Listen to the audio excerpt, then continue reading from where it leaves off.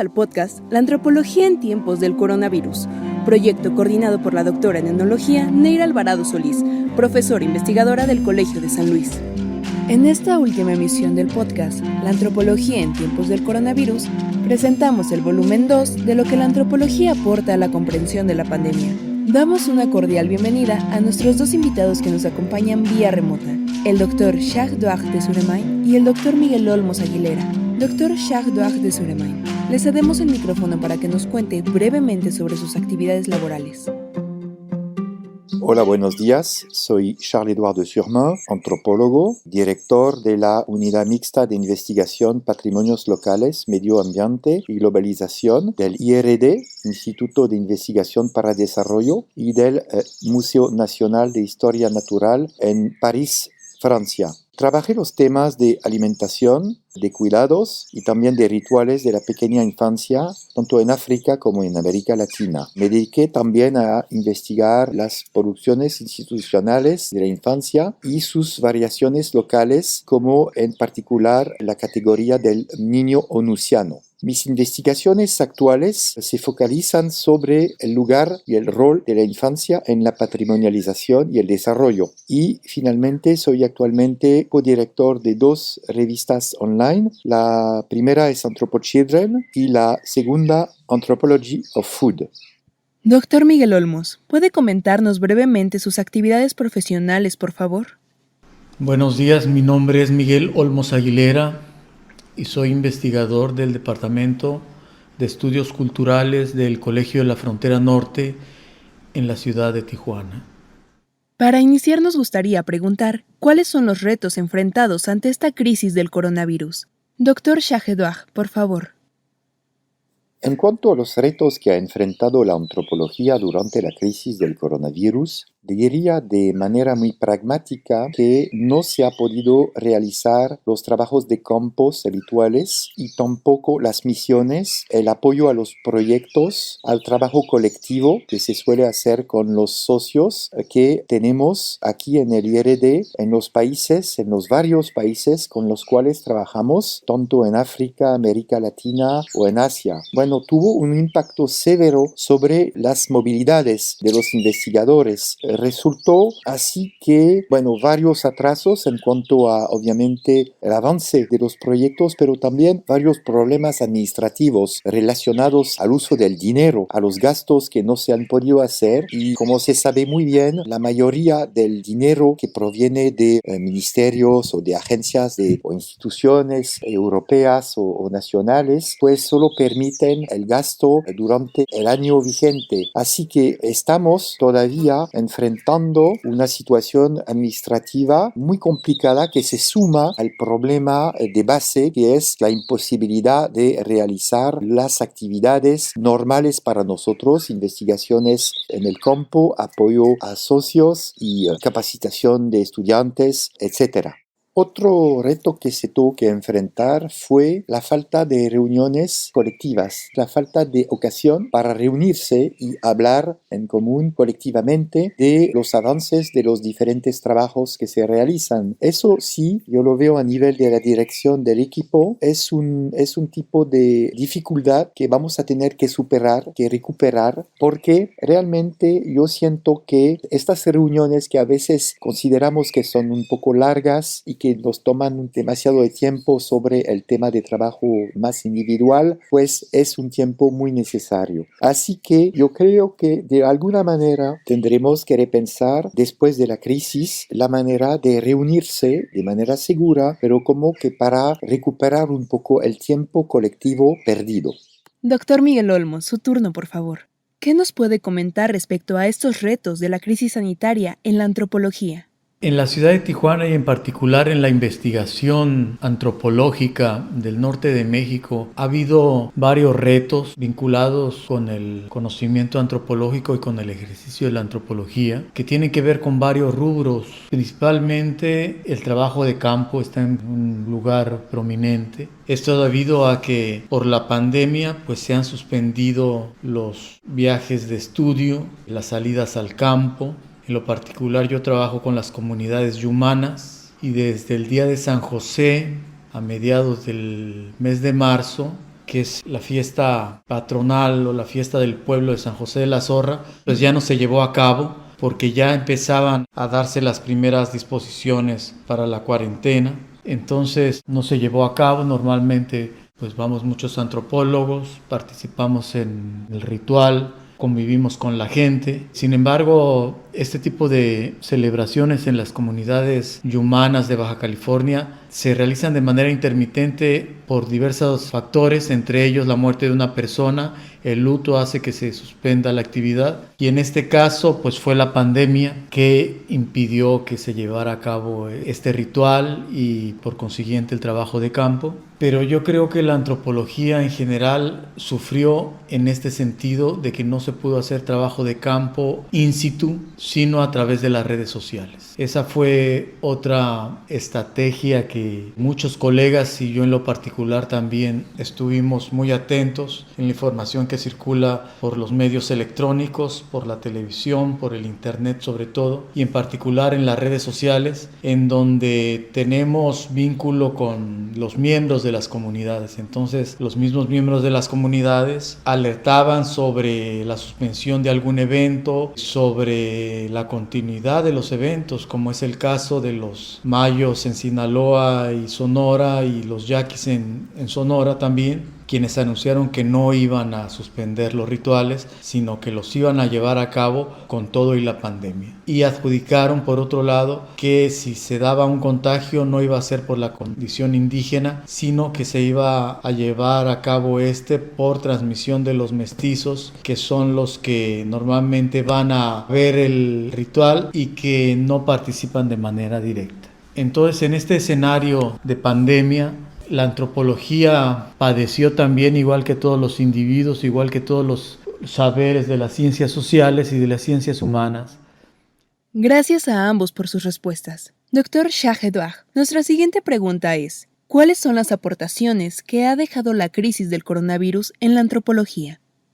Lo que aportó la crisis del coronavirus a la antropología para mí es el hecho de tener que tomar en cuenta la importancia del tiempo y de la duración, la necesidad de tomar el tiempo y de considerar la duración como parte del proceso de trabajo del antropólogo. Tuvimos tiempo durante el confinamiento para trabajar de manera muy diferente. Yo lo dije, tal vez de manera más individual, pero también tal vez de manera más detenida, porque justamente no hemos tenido durante este periodo todas las interrupciones que normalmente nos vienen a molestar, hay que decir la palabra, cuando estamos en la plena redacción de un texto o en la lectura de un manuscrito muy importante. El problema es la sección del tiempo y la repetición de tareas que obviamente son necesarias para el avance del trabajo de investigación, pero que no nos permite realmente detenerse de manera profunda en tal vez la redacción, en el trabajo de análisis, que obviamente es la base del trabajo del antropólogo. Doctor Olmos, ¿cuáles son las aportaciones que usted considera que le ha dejado esta crisis a la antropología? La antropología como ciencia encargada del estudio de las manifestaciones humanas, pues también se enriquece al ver un escenario, una condición que si bien está causando muertes y pesares, sufrimientos entre muchas familias de México y el mundo, también debe de explicar los comportamientos que se han sucedido en las últimas semanas. Y yo creo que esto es el gran aporte que puede traer la antropología a la crisis del coronavirus. Es decir, nosotros no vamos a hablar de números exclusivamente, ver cuántos muertos o cuántos infectados hay, sino que la antropología se pregunta cuál es la representación que la población tiene de la misma enfermedad. En otras palabras, dentro de mi interés particular está el ver cómo la gente piensa la enfermedad, cómo la vive, si piensa que es falsa, es verdadera, a qué le adjudica su origen, su transmisión, porque si bien hay una fundamentación biológica en todo esto, pues hay una explicación dentro de la cultura que no es de carácter exclusivamente biológico. Cada pueblo se le explica de manera distinta y no tiene que ver con romper normas o con violar algún tipo de normatividad, sino que está dado también por un desequilibrio de la naturaleza. La antropología una vez más demuestra, o los estudios ecológicos, que el hombre, en su afán de alterar los procesos y los sistemas de carácter ecológico, natural entre comillas, pues se hace víctima también de su propia depredación. Esto ha sido ampliamente estudiado por diversos antropólogos, entre otros pues toda la gente que ha trabajado en el Amazonas, Philippe Descola particularmente en Francia, y bueno, algunos colegas que han trabajado también en el Amazonas, Viveiros de Castro desde luego, y gente que trabaja también la antropología ecológica, pues se da cuenta perfectamente que si bien el virus no se gestó en un laboratorio, sí hubo una manipulación del virus en cuanto a la difusión y en cuanto a la alteración de los parámetros de las cadenas bióticas que pudieron haber producido el contagio y la extracción de este virus, que normalmente en otros seres vivos no causaba ninguna alteración, y es precisamente el momento en que sale de este tipo de cadenas biológicas que se convierte en una enfermedad, en este caso para el Homo sapiens, para la especie humana. Finalmente, nos gustaría saber cuál es el escenario que esperan en la postcrisis del coronavirus. Doctor Shah-Edouard, ¿qué nos puede decir sobre la postcrisis?